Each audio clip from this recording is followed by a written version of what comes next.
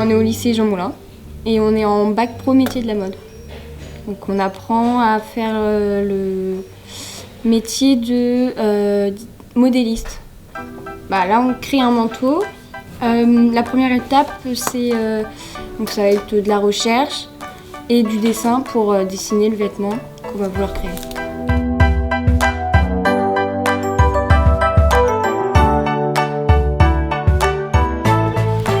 On va partir d'une planche de tendance, donc on va mettre tous les éléments qu'on a envie de mettre sur le vêtement. On va mettre les couleurs, le tissu, et après, en réutilisant tous les éléments qu'on a mis sur la planche tendance, on va pouvoir dessiner le modèle qu'on veut faire.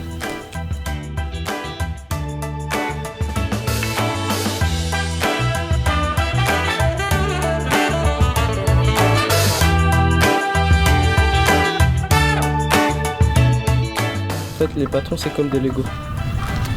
En gros, les Lego tombent en fil plein et ça donne quelque chose à la fin. Les patrons, c'est la même. En fait, il y a la part à appliquer où on dessine le modèle final, quoi. Ensuite, après, on a une base de patron. Et ensuite, quand on est sur les patrons, on fait toutes les modifications, les pinces afin de donner du volume, des choses comme ça. Je suis en train de placer mes différents patrons et faut imaginer qu'il y a le tissu en dessous. Et en fait, c'est pour après les couper pour pas qu'on ait des pertes de tissu en fait.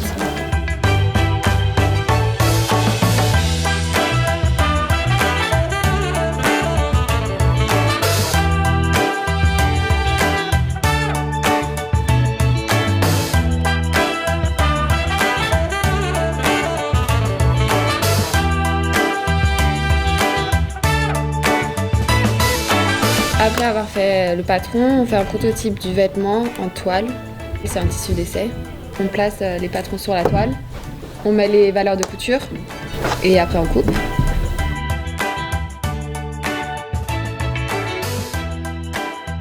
Et on assemble comme si c'était le vrai vêtement, mais normalement on fait que la moitié. La toile, ça sert à faire des modifications, si c'est pas la bonne taille, si c'est trop grand, si c'est trop petit. Et pour voir si ça va bien en mannequin, si c'est la bonne taille. Ça va être noir, le fond noir, avec du prince de Galles, blanc, gris et rouge. Et du coup là j'ai fait une poche avec le logo celtique. Voilà.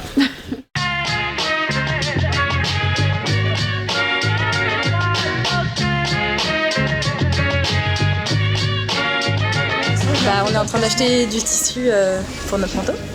Voilà, de le choisir et de faire les comptes pour pas que ça dépasse le budget. Voilà. C'est tout.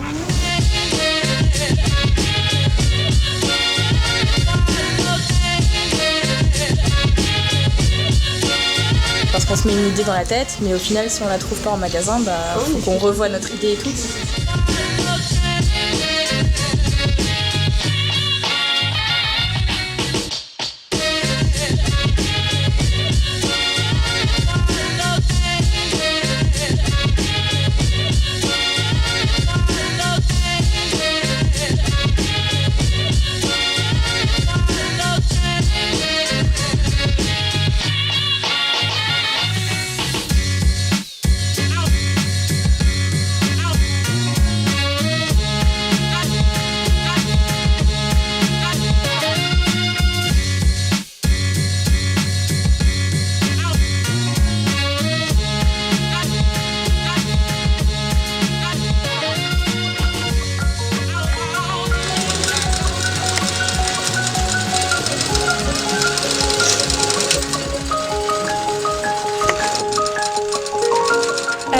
Une fois qu'on a acheté le tissu, on vient placer les patrons sur le tissu. On les pingue, on suit avec le DL qui est le droit fil par rapport à la lisière.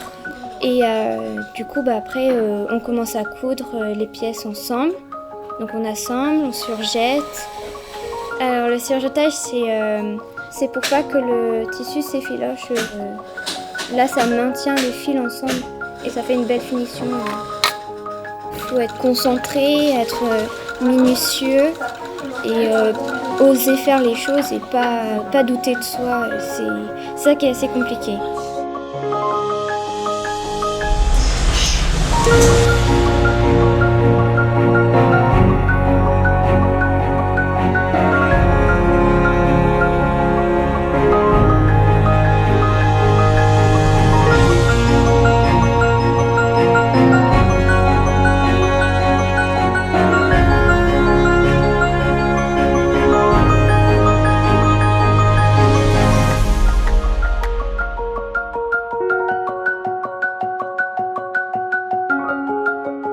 Souvent sur les vestes, on a une parmenture où du coup ça se met une fois que le devant est fini, si c'est une veste, un manteau. Mais en fait, la parmenture, elle sert à faire les finitions pour maintenir bien les boutons. Et quand le col s'est ouvert, que ça fasse une belle finition.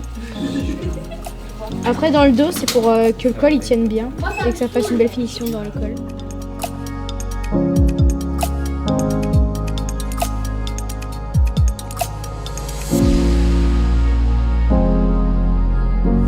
En gros, la finition, c'est les petits trucs qui sont à faire avant la vraie fin du vêtement. Par exemple, un ourlet, s'il est mal fait, ça se verra.